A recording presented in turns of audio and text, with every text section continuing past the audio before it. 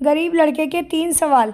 एक लड़का इतना गरीब था कि वह हर रोज़ खाने के लिए भटकता था और कहीं ना कहीं से खाना इकट्ठा करता था, पर हर रोज़ उसका खाना गायब हो जाता था। एक दिन उसे पता चला कि एक चूहा उसका खाना चुराता है।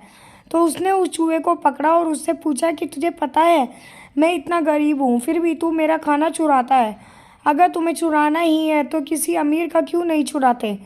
तो वह चूहा बोला कि तेरी किस्मत में जो चीज़ें लिखी हैं वो तुम्हें मिलेगा, भले ही तू कितनी भी कोशिश कर ले, कितना भी धन इकट्ठा कर ले, उसे अपने पास नहीं रख सकता।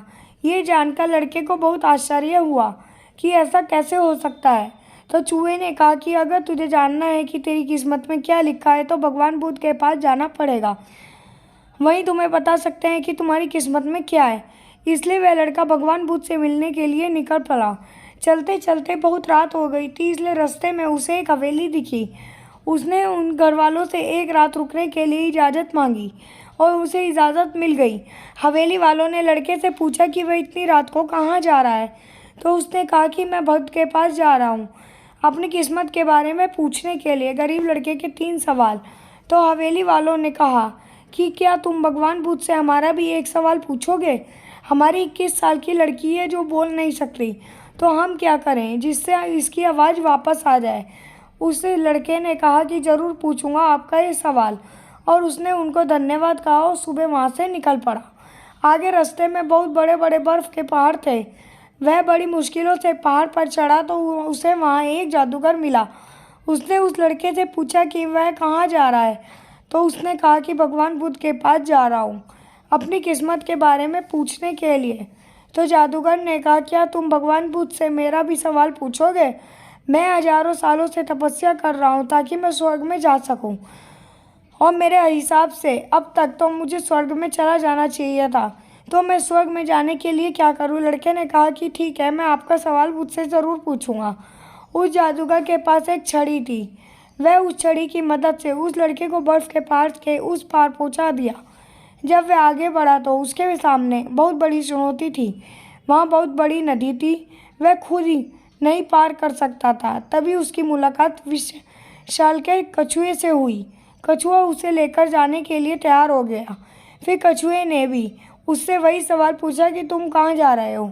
तो उसने सब बताया। तो कछुए ने भी एक सवाल पूछने के लिए कहा, मैं 400 साल से ड्रैगन बनने की कोशिश कर रहा हूँ पर अभी तक नहीं बन पाया, तो मैं ऐसा क्या करूँ जिससे मैं ड्रैगन बन जाऊँ। लड़के ने कहा कि मैं ये सवाल आपका ज़रूर पूछूंगा। कछुए ने लड़के को अपनी पीठ पर बिठाकर नदी के पास छोड़ दिया। आखिरकार लड़का भगवान बुद्ध के पास पहुंचा। वहाँ बहुत सारे लोग थे। बुद्ध ने कहा कि एक व्यक्ति के 3 सवालों के जवाब दूंगा। लड़का परेशान हो गया क्योंकि उसे तो 4 सवाल पूछने थे। वह सोचने लगा कि उसे कौन से 3 सवाल पूछने चाहिए। उसने कछुए के बारे में सोचा कि कछुआ 400 साल से ड्रैगन बनने की कोशिश कर रहा है। जादूगर कई सालों से स्वर्ग में जाने के लिए तपस्या कर रहा है। वह लड़की बिना बोले कैसे पूरी ज़िंदगी निकाल सकती है। फिर खुद के बारे में सोचा तो मैं तो सिर्फ गरीब हूँ, मैं तो मांग कर भी ज़िंदगी गुजार सकता हूँ, पर कछुआ, जादूगर, लड़की की परेशानियाँ तो मेरी परेशानियों से बहुत बड़ी है।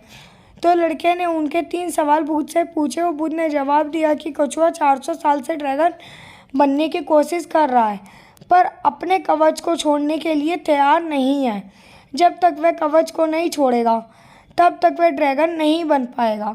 वही जादूगर जब तक अपनी छड़ी नहीं छोड़ेगा वह स्वर्ग में नहीं जा पाएगा, और जब तक वह लड़की को उसका जीवन साथी नहीं मिल जाएगा जब तक वह बोल नहीं पाएगी। ये सब सुनकर लड़का वापस कछुए के पास गया और उसे सब बता दिया। कछुए ने अपने कवच निकाल दिए।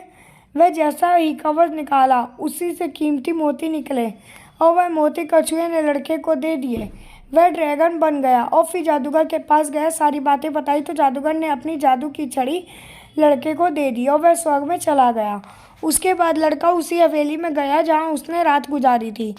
जब वह वहाँ गया, सारी बातें घर वालों को बताई तो उन्होंने उस लड़की की शादी उस लड़के से करवा दी। तो लड़की बोलने लगी। इस तरह लड़के को पैसा, पावर और खूबसूरत जीवन साथी मिल गई। जीवन में कुछ पाने के लिए कुछ देना पड़ता है। जब जादूगर ने छड़ी दी तो उसे स्वर्ग मिल गया। वैसे ही जीवन में कुछ बड़ा करने के लिए अपनी सुविधा क्षेत्र से बाहर आना होता है। पानी का जहाज सबसे ज़्यादा किनारे पर ही लहरें को चीरते हुए आगे बढ़ने के लिए बना है। इसलिए जीवन में कुछ बड़ा करने के लिए तो रिस्क तो लेना ही पड़ेगा।